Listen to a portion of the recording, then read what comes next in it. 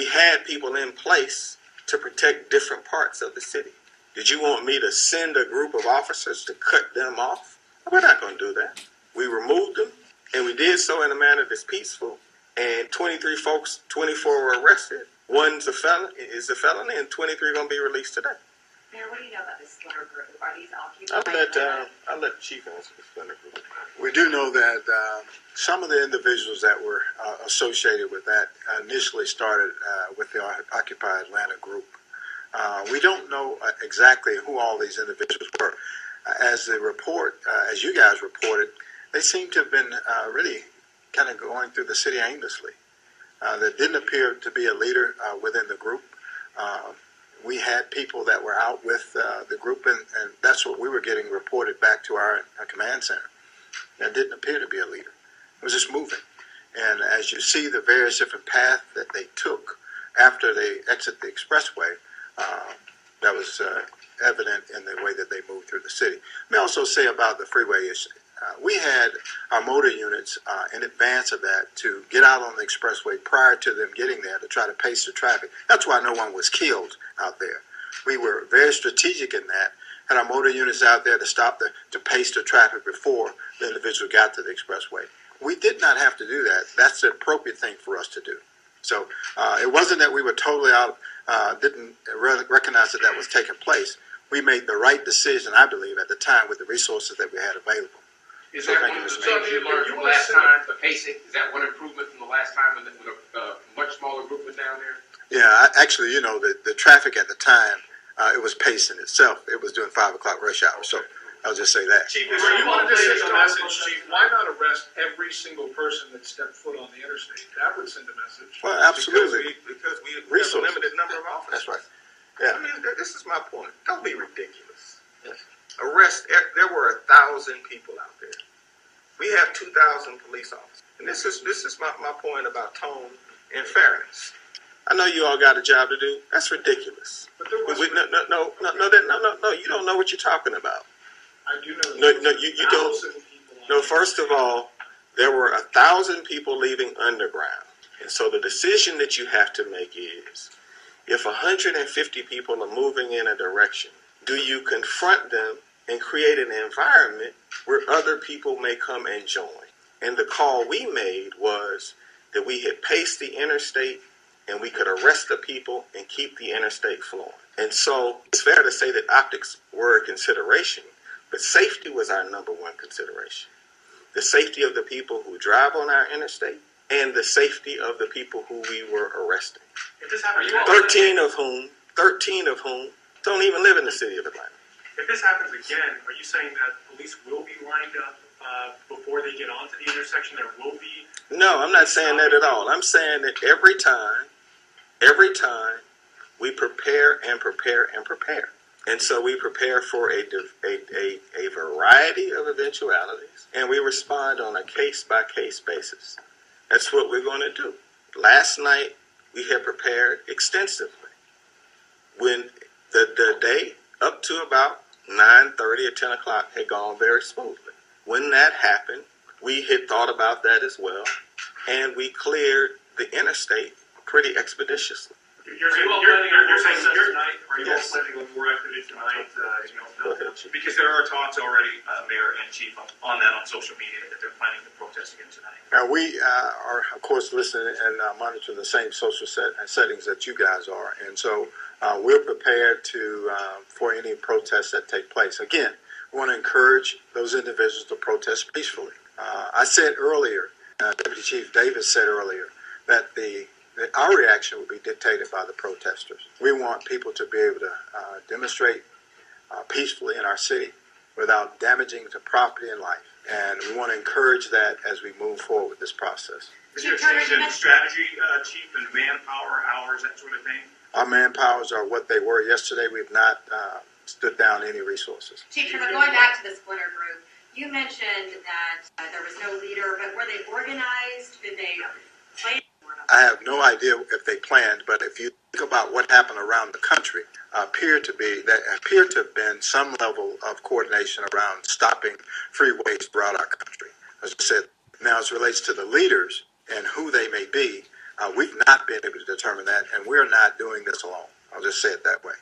What does that mean, Chief? Meaning that we have our state and federal partners that are. I have no idea, but based on social media, it seems that that's the case. And based upon the comments of a few of the folks who were on your air, I saw one woman who talked about that they had shut down the downtown connector in one of the busiest parts of the country.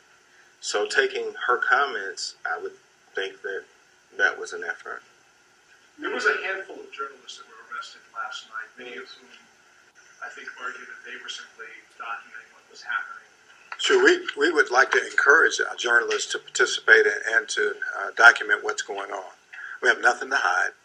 There were 2 arrests of media individuals that was in the roadway on the expressway that we made arrest on.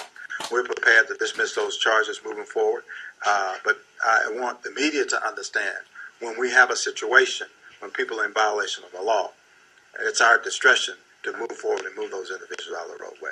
Of those folks who went on the freeway, how many folks were arrested? The city of Atlanta made 5 arrests on the freeway at that time. I do not have the information on the number of arrests that the State Patrol made at the time. In the felony charge, do we know what that was, Chief? That was a pointing a pistol at an individual. That was the charge. It was an aggravated assault charge. For the reporters that were arrested, what did they actually do? Why were they arrested? They were on the freeway. And so, but there were only 5 out of the dozens that were on the freeway. What were they doing specifically that others weren't doing? I'll have to get that to you. We have the narrative of the report that we released to the media. It would be disingenuous not to discuss the optics, given our optics and the way that we treat each other is mutual. And so, I'm not going to point fingers, but there definitely was reporting that was inflammatory last night, and I thought unbalanced given everything that was occurring today. And in terms of Rodney King, this isn't anything like Rodney King. There were 0 officers injured. We believe that none of the protesters were injured. Last night, the toughest part of the evening was about 4 hours long. The overwhelming majority of the day proceeded in an organized fashion. There were about 1,000 protesters.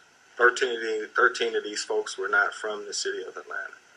And that's why we really wanted to come and have a conversation with you all today, because, there was some energy, not just locally, nationally, but that had a golden quality to it. And a lot of these folks who are protesting are young. They haven't been through this type of experience, and they're becoming new activists. I think we all have a role in having this public conversation. And one of the things that is talked about with the center is actually using it as a way to let the new generation of people who were not born during the No civil question rights about it. Yes. what it was all about and what those tactics. Is this a learning experience or Well, something along you know that what, line? Maria? I think when you look at Underground, it was actually done in a manner that was consistent with that. Which is why until the Underground event was dispersed, the day had moved in an organized fashion. Whether it was at the Atlanta University Center or at Underground. But definitely when we had cameras on Underground, definitely most of the folks who were leaving the Underground event had a number of younger activists. Derek Bozeman was at Underground, and others, some of the what I would call the new guard in activism. And the program had proceeded peacefully.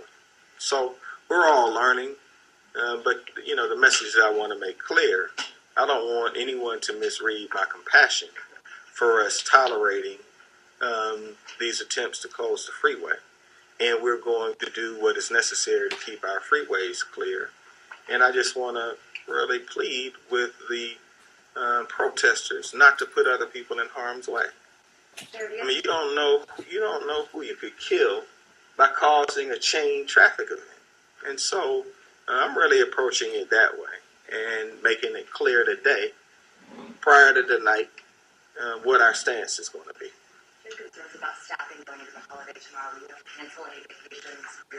I have no concerns about staffing. We will do whatever we need to do. Make sure that people understand that they are safe in our city. For the rank and file, withstanding all those taunts, what was it like? Well, I think for the most part, our officers acted professionally. I didn't see a lot of frustration. They were happy to be out there serving the city. I think they did a really good job, and I really didn't feel any frustration in the rank and file.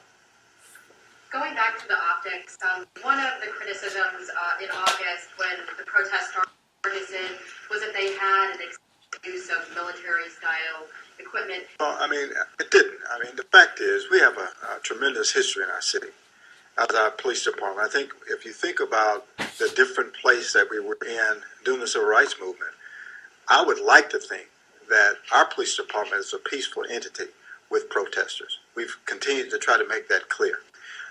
We allowed and we will continue to allow individuals to demonstrate and provide whatever comments that they so choose. We were assaulted with verbal assaults. Our officers were throughout the entire night. So was I. But the fact is, we have been very, very diligent in making sure our young officers understand that those assaults will come and they are not to react to those comments. So we have trained our people. I think the majority of officers continue to do a great job. As someone said, these folk have families that they would like to be for Thanksgiving, but we'll be here to protect our city.